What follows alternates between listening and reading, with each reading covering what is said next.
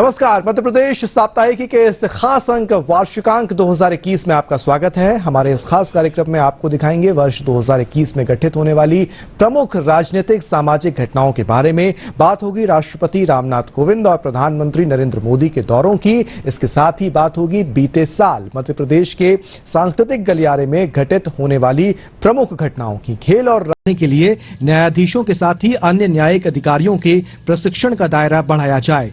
उन्होंने कहा कि न्याय के आसन पर बैठने वाले व्यक्ति में समय के अनुसार परिवर्तन को स्वीकार करने, परस्पर विरोधी विचारों या सिद्धांतों में संतुलन स्थापित करने और मानवीय मूल्यों की रक्षा करने की समावेशी भावना होनी चाहिए।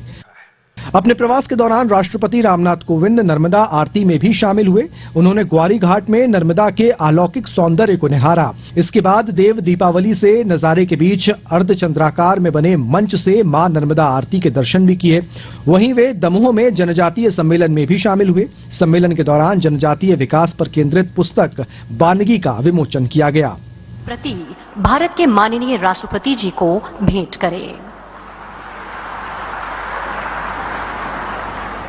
वहीं राष्ट्रपति रामनाथ कोविंद दमोह के सिंगौरगढ़ किले के संरक्षण और पर्यटन से जुड़ी विभिन्न सुविधाओं के विकास कार्यों की आधारशिला रखने भी पहुंचे।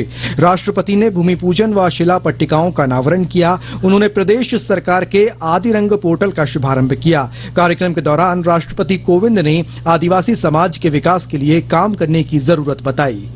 Bureau report, DD news, Bhopal. वर्ष 2021 के नवंबर महीने में प्रधानमंत्री नरेंद्र मोदी ने मध्य प्रदेश का दौरा किया। अपने प्रवास के दौरान प्रधानमंत्री ने जनजातीय समाज के कल्याण की विभिन्न कार्यक्रमों का शुभारंभ किया। वहीं उन्होंने पुनर्विकसित रानी कमलापति रेलवे स्टेशन राष्ट्र को समर्पित किया। प्रधानमंत्री नरेंद्र मोदी ने वर्ष 2021 में मध्य प्रदेश की राजधानी भोपाल का दौरा कर आदिवासी समाज को कई कल्याणकारी योजनाओं की सौगात दी। प्रधानमंत्री ने मध्य प्रदेश में राशन आपके ग्राम योजना का शुभारंभ किया। वहीं उन्होंने Madhya Pradesh sickle cell mission को लॉन्च किया। प्रधानमंत्री ने देश भर में 50 एकलव्य मॉडल आवासीय विद्यालयों की आधारशिला भी यहीं से रखी। कार्यक्रम में मध्य प्रदेश के राज्यपाल और मुख्यमंत्री, केंद्रीय मंत्री डॉक्टर वीरेंद्र कुमार, नरेंद्र सिंह तोमर, ज्योतिरादित्य सिंधिया और केंद्रीय राज्य मंत्री प्रहलाद पटेल, फग्गन सिंह कुलस्ते और डॉक्टर एल मुरुगन उपस्थित थे। प्रधानमंत्री ने कार्यक्रम को संबोधित करते हुए कहा कि भारत अपना पहला जनजातीय गौरव दिवस मना रहा है। उन्होंने जनजातीय समाज की कला, संस्कृति, स्वतंत्रता आंदोलन और राष्ट्र निर्माण में अपने योगदान को याद करते हुए इसके गौरव को निरंतर याद रखने की जरूरत बताई। जनजातीय समाज के साथ अपने जुड़ाव को रेखांकित करते हुए प्रधानमंत्री ने उनके समृद्ध आध्यात्मिक और सांस्कृतिक जीवन की प्रशंसा की। पीएम ने कहा कि आजादी की लड़ाई में जनजातीय नायक नायिकाओं की वीर गाथाओं को देश के सामने लाना, उसे नई पीढ़ी से परिचित कराना हमारा कर्तव्य है। प्रधानमंत्री ने कहा कि गोंड महारानी वीर दुर्गावती का शौर्य हो या फिर रानी कमलापति का बलिदान, देश इन्हें भूल नहीं सकता है। उन्होंने कहा कि केंद्र सरकार की सभी कल्याणकारी योजनाओं में जनजातीय आबादी के उच्च अनुपात वाले आकांक्षी जिलों को प्राथमिकता दी जा रही है। भोपाल प्रवास के दौरान प्रधानमंत्री ने अंतर्राष्ट्रीय सुविधाओं से लैस पुनर्विकसित रानी कमलापति रेलवे स्टेशन राष्ट्र को समर्पित किया। इसके अलावा उन्होंने उज्जैन और इंदौर के बीच 2 नई मेमू रेलगाड़ियों को हरी झंडी दिखाकर रवाना किया। कार्यक्रम में रेल मंत्री अश्विनी वैष्णव, राज्यपाल मंगूभाई पटेल, मुख्यमंत्री शिवराज सिंह चौहान भी शामिल हुए। कार्यक्रम के दौरान प्रधानमंत्री ने उज्जैन, फतेहाबाद, चंद्रावतीगंज बड़ी लाइन खंड, भोपाल बरखेड़ा खंड के तीसरी रेल लाइन परिवर्तन और विद्युतीकृत मथेला निमाड़ खीरी बड़ी लाइन खंड और विद्युतीकृत गुना ग्वालियर खंड राष्ट्र को समर्पित किया।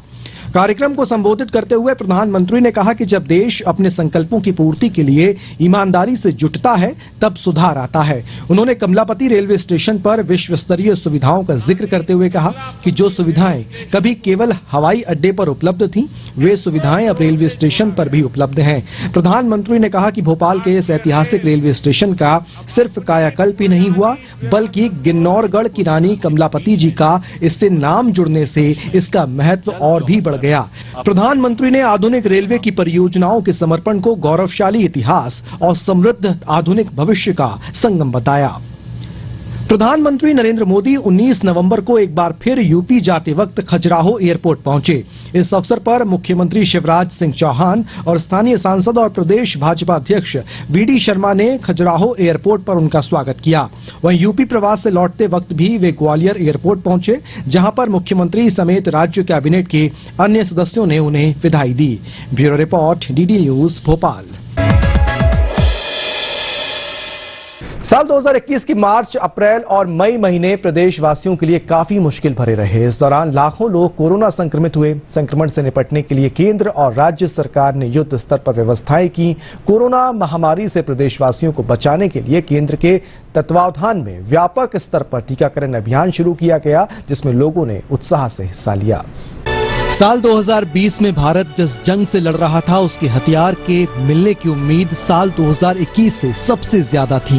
वो जंग थी कोरोना संक्रमण के खिलाफ और इंतजार था उससे निपटने के लिए वैक्सीन का।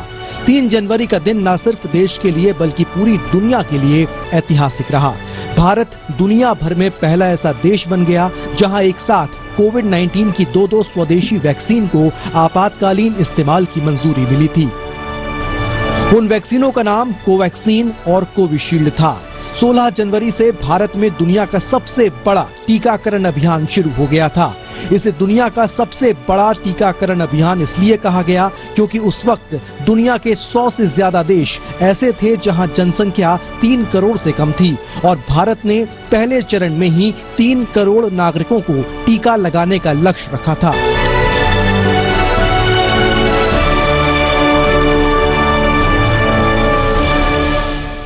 16 जनवरी को भारत के प्रधानमंत्री नरेंद्र मोदी ने देश की जनता को संबोधित किया और देश में राष्ट्रव्यापी टीकाकरण अभियान की शुरुआत की।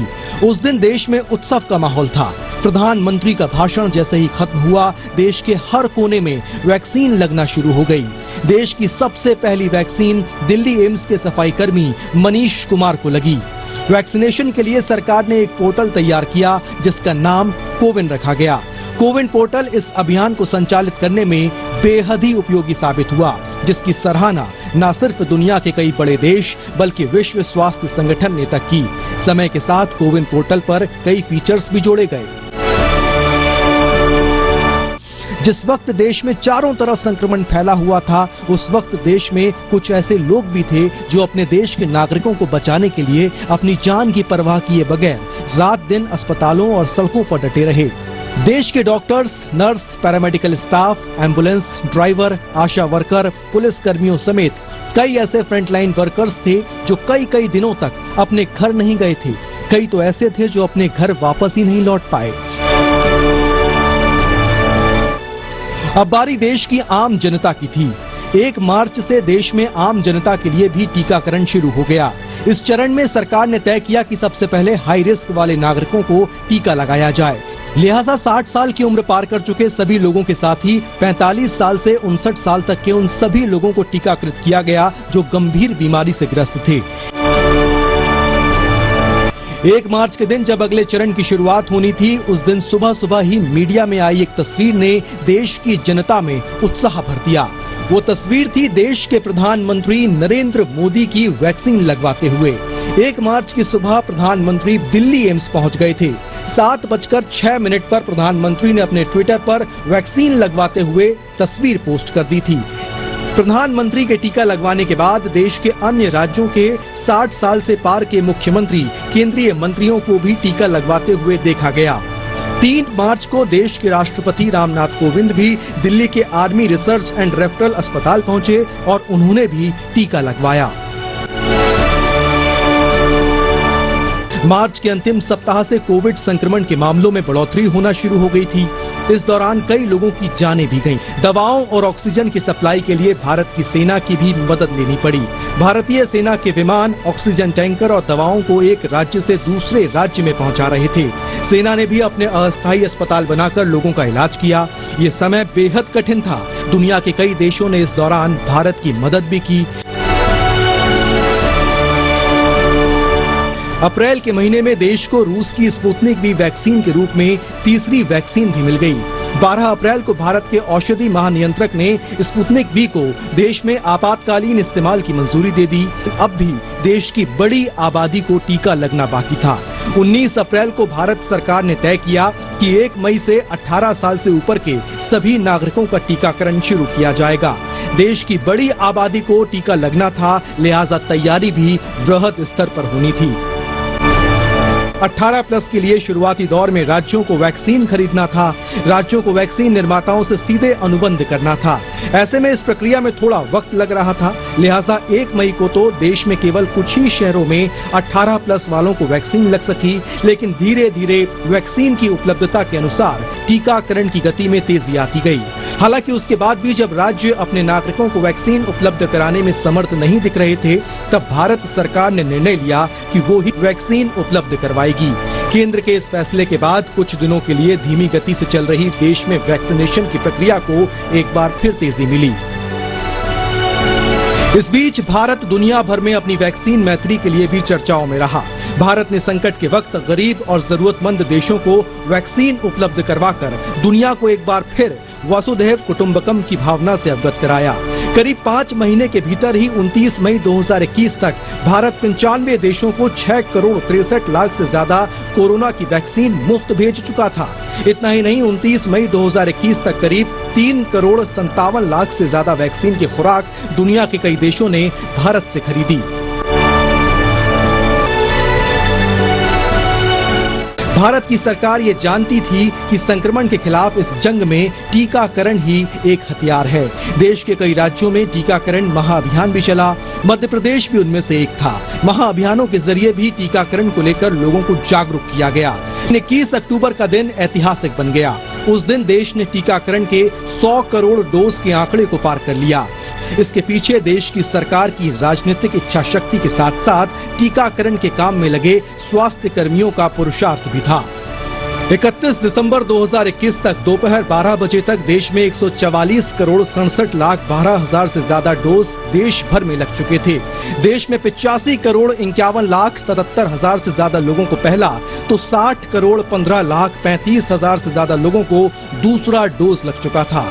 वहीं अगर बात मध्य प्रदेश की करें तो मध्य प्रदेश ने टीकाकरण में कई कीर्तिमान स्थापित करते हुए 31 दिसंबर 2021 को दोपहर 12 बजे तक 5 करोड़ 20 लाख 92 हजार से ज्यादा पहले डोज और 5 करोड़ 2 लाख से ज्यादा दूसरा डोज यानी कुल 10 करोड़ 23 लाख से ज्यादा डोज लगाकर अपने नागरिकों को सुरक्षित करने का प्रयास किया।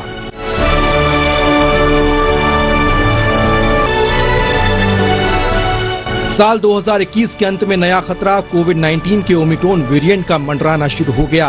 देश के कई राज्यों में ओमिक्रॉन अपना असर दिखाने लगा। मध्य प्रदेश के इंदौर में भी ओमिक्रॉन के मामले सामने आने लगे। राज्य 100% टीकाकरण की ओर आगे बढ़ रहा है। ऐसे में नागरिकों की सतर्कता ही इस खतरे से देश को बचा सकती है।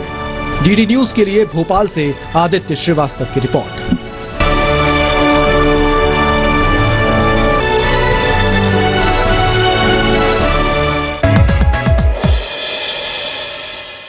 वहीं अब नजर डाल लेते हैं प्रदेश में पिछले 1 साल के दौरान संस्कृति के मंच पर क्या क्या घटनाएं घटित हुई। प्रदेश के सांस्कृतिक पटल पर यूं तो बीते वर्ष कोरोना का साया छाया रहा, लेकिन कोविड की दूसरी लहर के बाद जब गतिविधियां सामान्य रूप से सुचारू हुईं, तो अनेक सांस्कृतिक कार्यक्रमों ने लोगों के जहन से कोविड की नकारात्मकता को दूर कर दिलो दिमाग पर एक उत्सवी भावना का संचार किया। सांस्कृतिक बयार का सैलाब तब चरम पर नजर आया जब मध्य प्रदेश का 66वां स्थापना दिवस प्रदेश भर में उत्साह के साथ मनाया गया। प्रदेश के 66वें स्थापना दिवस के अवसर पर भोपाल के लाल परेड ग्राउंड पर मुख्य कार्यक्रम आयोजित किया गया। मध्य प्रदेश उत्सव में प्रख्यात नृत्यांगना मैत्रेयी पहाड़ी के कोरियोग्राफी और प्रसिद्ध पार्श्व गायक मोहित चौहान की सुगम गायकी ने समा बांध दिया। दिल्ली की कोरियोग्राफर मैत्रेयी के निर्देशन में लगभग 300 से अधिक कलाकारों द्वारा आत्मनिर्भर मध्य प्रदेश की थीम पर नृत्य नाट्य प्रस्तुति आकर्षण का केंद्र रही। आत्मनिर्भर मध्य प्रदेश के रोड मैप पर आधारित नृत्य नाट्य प्रस्तुति में पाषाण युग से लेकर आज के डिजिटल युग तक मध्य प्रदेश की उन्नति के सफर को दिखाया गया। मां नर्मदा नदी, भीमबेटका, राम मंदिर ओरछा, महाकाल की नगरी उज्जैन और संदीपनी आश्रम के लेजर लाइट और रंग बिरंगी रोशनी से बने डिजिटल बैकड्रॉप में कलाकारों ने प्रदेश की संस्कृति के वैभव को ओजपूर्ण शैली में प्रस्तुत किया।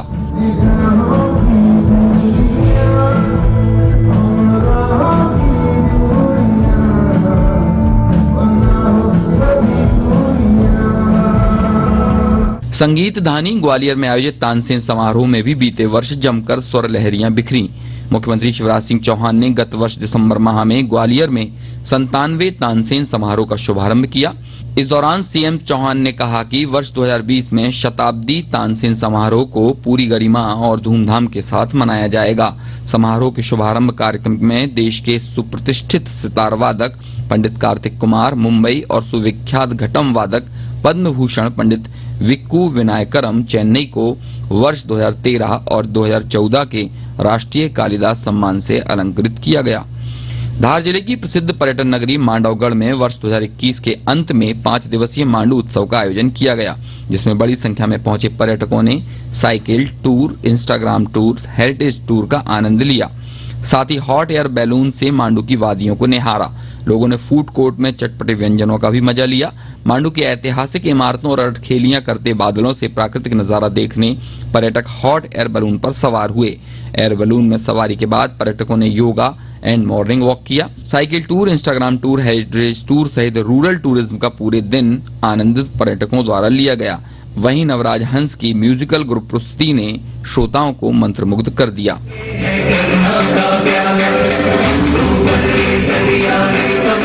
आत्मनिर्भर भारत के क्षेत्र में पर्यटन विभाग अपनी अग्रणी भूमिका को निभाए, संस्कृति विभाग भी अपनी जिम्मेदारी को बखूबी निभाए।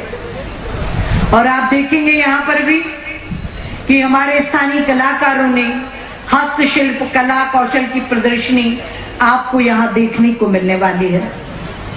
आप सब जरूर देखें, खरीदें और हमारे कारीगरों का उत्साह बढ़ाएं। बीते वर्ष का सांस्कृतिक गलियारा आजादी के अमृत महोत्सव की अनुगूंज से सराबोर रहा। देशभक्ति की भावना से ओतप्रोत कार्यक्रमों के जरिए युवाओं में देशभक्ति की अलख जगाई गई। सूचना प्रसारण मंत्रालय की इकाई लोक संपर्क ब्यूरो द्वारा प्रदेश के विभिन्न जिलों में आयोजित कार्यक्रमों के जरिए छात्र छात्राओं को आजादी के गुमनाम नायकों से परिचित कराया गया। वहीं लोकगीत, लोकनाट्य आदि पारंपरिक माध्यमों के जरिए भी लोगों को आजादी की दास्तां से परिचित कराया गया। इसके अलावा भी कई अन्य सांस्कृतिक गतिविधियों और कार्यक्रमों ने प्रदेश के सांस्कृतिक पटल को गुलजार बनाए रखा। Bureau report, DD news, Bhopal. राजनीतिक लिहाज से साल 2021 बड़े उतार चढ़ाव वाला रहा है। इस साल प्रदेश में 3 विधानसभा और 1 लोकसभा सीट पर उपचुनाव हुए। वहीं राज्यसभा की 1 सीट पर केंद्रीय राज्य मंत्री डॉक्टर एल मुरुगन निर्विरोध चुने गए। इसके अलावा प्रदेश में कई दिलचस्प राजनीतिक घटनाएं भी देखने को मिली। मध्य प्रदेश की राजनीति में साल 2021 कई मायनों में खास रहा। आदिवासी समुदाय को साधने की बात हो या फिर ओबीसी आरक्षण की, सत्ता पक्ष और विपक्ष की तरकार हर मोर्चे पर खुलकर सामने आई। साल 2021 में मध्य प्रदेश में 3 विधानसभा और 1 लोकसभा सीट पर उपचुनाव भी हुए। चारों सीटों पर बीजेपी और कांग्रेस के बीच सीधा मुकाबला देखा गया। जोबड़ विधानसभा सीट से बीजेपी प्रत्याशी सुलोचना रावत और पृथ्वीपुर विधानसभा सीट पर भी बीजेपी के डॉक्टर शिशुपाल सिंह यादव ने जीत दर्ज की। वहीं रैगांव विधानसभा सीट में कांग्रेस की कल्पना वर्मा ने जीत दर्ज की। प्रदेश की खंडवा लोकसभा सीट पर हुए उपचुनाव में बीजेपी के ज्ञानेश्वर पाटिल ने जीत दर्ज की।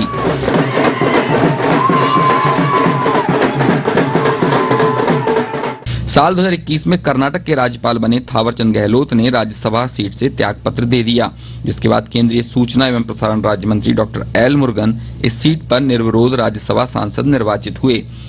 निर्विरोध राज्यसभा सांसद निर्वाचित होने के बाद डॉक्टर एल मुरुगन का भोपाल में शानदार स्वागत हुआ। मुख्यमंत्री शिवराज सिंह चौहान और बीजेपी पदाधिकारियों ने केंद्रीय राज्य मंत्री को राज्यसभा सांसद बनने पर हार्दिक बधाई दी। जीत के बाद केंद्रीय सूचना एवं प्रसारण राज्य मंत्री ने प्रदेश के विकास को लेकर अपनी प्रतिबद्धता जताई। केंद्रीय कैबिनेट के पुनर्गठन के लिहाज से भी साल 2021 मध्य प्रदेश के लिए अहम रहा। मध्य प्रदेश से राज्यसभा सांसद ज्योतिरादित्य सिंधिया को केंद्रीय कैबिनेट में बतौर नागरिक एवं उड्डयन मंत्री बनाया गया। गुजरात के मंगूभाई पटेल ने राजभवन में 8 जुलाई 2021 को मध्य प्रदेश के राज्यपाल पद की शपथ ग्रहण की। इस मौके पर पूर्व राज्यपाल आनंदीबेन पटेल, मुख्यमंत्री शिवराज सिंह चौहान और पूर्व मुख्यमंत्री कमलनाथ भी मौजूद रहे। राज्यपाल मंगूभाई पटेल ने सक्रियता के साथ मध्य प्रदेश के विभिन्न अंचलों का दौरा किया और सरकार की जन कल्याणकारी योजनाओं की जमीनी हकीकत जानी। न्यायमूर्ति रवि विजय कुमार मलिमथ ने 14 अक्टूबर 2021 को मध्य प्रदेश उच्च न्यायालय के मुख्य न्यायाधीश के रूप में शपथ ली। राज्यपाल मंगूभाई पटेल ने राजभवन में रवि विजय कुमार मलिमठ को मुख्य न्यायाधिपति मध्य प्रदेश उच्च न्यायालय की शपथ दिलाई। इस मौके पर मुख्यमंत्री शिवराज सिंह चौहान सहित कई बड़ी हस्तियां मौजूद रहीं। केंद्रीय गृह मंत्री अमित शाह का मध्य प्रदेश दौरा राजनीतिक मायनों में खास रहा। प्रदेश के आदिवासी मतदाताओं को साधने के लिए केंद्रीय गृह मंत्री अमित शाह ने जबलपुर में आदिवासी सम्मेलन को संबोधित किया। इस दौरान केंद्रीय गृह मंत्री ने आजादी की लड़ाई में शहीद राजा शंकर शाह और कुंवर रघुनाथ शाह के बलिदान को याद किया और जनकल्याणकारी योजनाएं गिनाई तथा कई घोषणाएं की। मध्य प्रदेश विधानसभा के शीतकालीन सत्र में ओबीसी आरक्षण का मुद्दा गरमाया रहा। पूर्व मुख्यमंत्री कमलनाथ ने पंचायत चुनाव में ओबीसी आरक्षण को लेकर स्थगन प्रस्ताव पर चर्चा की मांग की। मुख्यमंत्री शिवराज सिंह चौहान ने भी स्थगन प्रस्ताव पर चर्चा कराने पर सहमति जताई और फिर त्रिस्तरीय पंचायत चुनाव को लेकर सत्ता पक्ष और विपक्ष में तीखी बहस देखने को मिली। हालांकि लंबी जद्दोजहद के बाद राज्य निर्वाचन आयोग ने बड़ा फैसला लेते हुए चुनाव निरस्त कर दिए। महेश मेवाड़ा के साथ bureau report, DD news Bhopal. Corona संक्रमण की दूसरी लहर के बीच मध्य प्रदेश में विकास की रफ्तार कुछ कम जरूर रही, लेकिन फिर भी विकास होता रहा। खुद मुख्यमंत्री शिवराज सिंह चौहान ने इस बीच कई विकास कार्यों का उद्घाटन और लोकार्पण किया। वहीं कई महत्वपूर्ण घोषणाओं से प्रदेश की जनता को कई सौगातें दी। साल की शुरुआत की जाए तो प्रधानमंत्री नरेंद्र मोदी ने इंदौर में 128 करोड़ के लाइट हाउस प्रोजेक्ट की आधारशिला रखी। इस प्रोजेक्ट में आधुनिक तकनीक के माध्यम से 1000 से ज्यादा आवास बनेंगे। जनवरी में ही सीएम ने मिंटो हॉल में आयोजित कार्यक्रमों में स्व सहायता समूह के खातों में 200 करोड़ रुपए की राशि अंतरित की। तो वहीं 16 जनवरी से प्रदेश भर में कोविड-19 के बचाव के टीकाकरण अभियान के प्रथम चरण का सफलतापूर्वक प्रारंभ किया गया।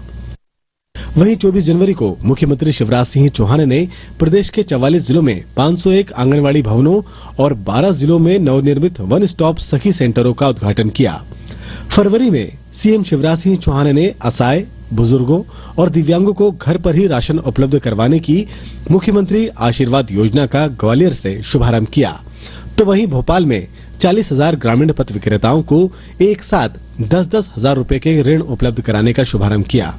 मार्च में स्व सहायता समूह को 4 की जगह 2% ब्याज दर पर ऋण देने, लाडली लक्ष्मी की देश विदेश की शिक्षा में खर्च सरकार द्वारा वहन करने, महिलाओं के नाम पर भूमि भवन की रजिस्ट्री में 2% छूट देने और संविदा महिला कर्मियों को 180 दिन का प्रसूति अवकाश देने की घोषणा की। वहीं सीएम ने वीडियो कॉन्फ्रेंसिंग द्वारा कोरोना की स्थिति और व्यवस्थाओं की समीक्षा करते हुए ब्लैक फंगस रोग की मध्य प्रदेश में महामारी घोषित किया। वहीं मध्य प्रदेश में सर्वोच्च खेल अलंकरण पुरस्कार 2020 की घोषणा की। हॉकी स्टार विवेक सागर को सर्वोच्च विक्रम पुरस्कार देने का निर्णय लिया गया। 18 सितंबर केंद्रीय गृह मंत्री अमित शाह और मुख्यमंत्री शिवराज सिंह चौहान ने आजादी के अमृत महोत्सव पर जनजाति नायक अमर शहीद राजा शंकर शाह और उनके पुत्र कुंवर रघुनाथ शाह के 164वें बलिदान दिवस पर कई सौगातें दी। 15 नवंबर को प्रधानमंत्री नरेंद्र मोदी ने भोपाल के जम्बूरी मैदान में भगवान बिरसा मुंडा जयंती पर जनजाति गौरव दिवस महासम्मेलन को संबोधित किया और पुनर्विकसित रानी कमलापति रेलवे स्टेशन राष्ट्र को समर्पित किया।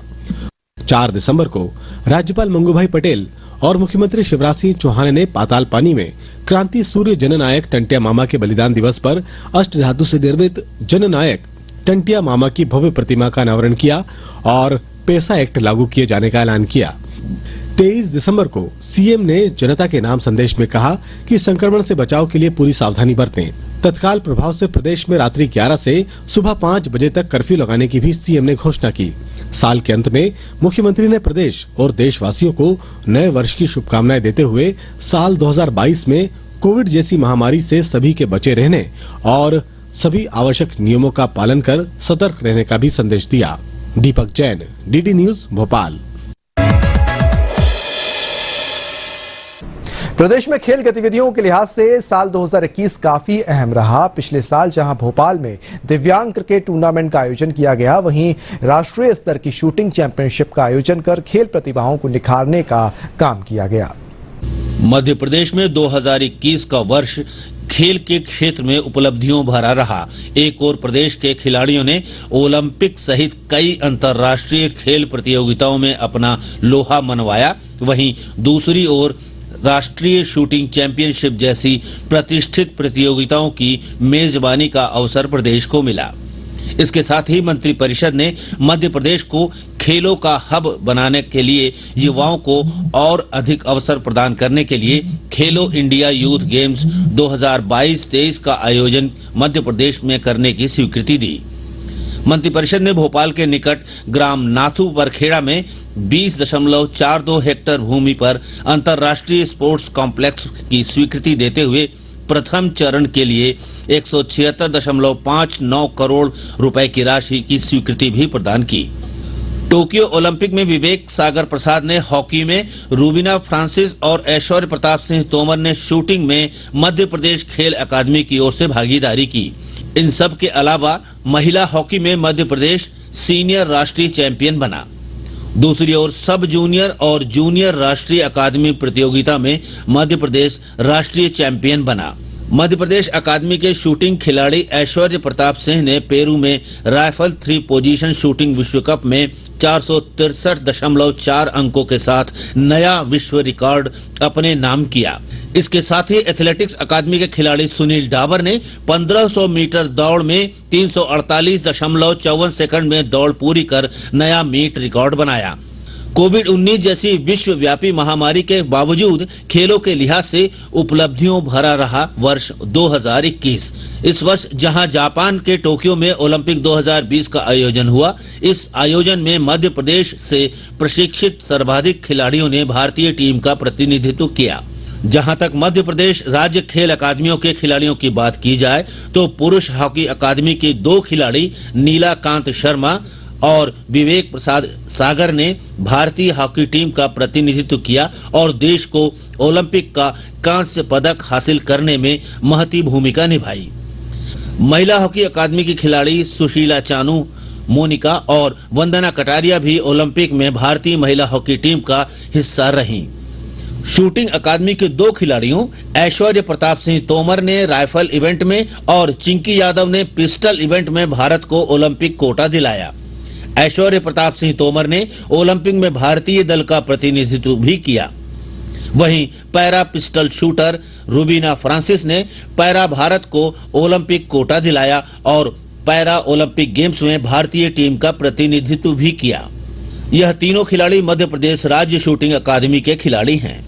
मध्य प्रदेश राज्य खेल अकादमियों के खिलाड़ियों ने इस वर्ष अंतर्राष्ट्रीय स्तर पर 6 स्वर्ण, 5 रजत और 4 कांस्य यानी कुल 15 पदक देश को दिलाए हैं। इसी प्रकार राष्ट्रीय प्रतियोगिताओं में 70 स्वर्ण, 53 रजत और 54 कांस्य यानी कुल 177 पदक प्रदेश को दिलाए हैं। इस तरह कई राष्ट्रीय और अंतर्राष्ट्रीय खेल स्पर्धाओं में मध्य प्रदेश के खिलाड़ियों ने बेहतर प्रदर्शन किया। उम्मीद है आगे भी प्रदेश के खिलाड़ी देश विदेश में अपना उत्कृष्ट प्रदर्शन जारी रखेंगे और वर्ष 2022 में कई उपलब्धियां देश और प्रदेश के नाम करेंगे। दूरदर्शन समाचार के लिए भोपाल से अजीत द्विवेदी की रिपोर्ट। मध्य प्रदेश साप्ताहिक के इस वार्षिक विशेषांक में बस इतना ही। पूरी टीम को दीजिए इजाजत। नमस्कार।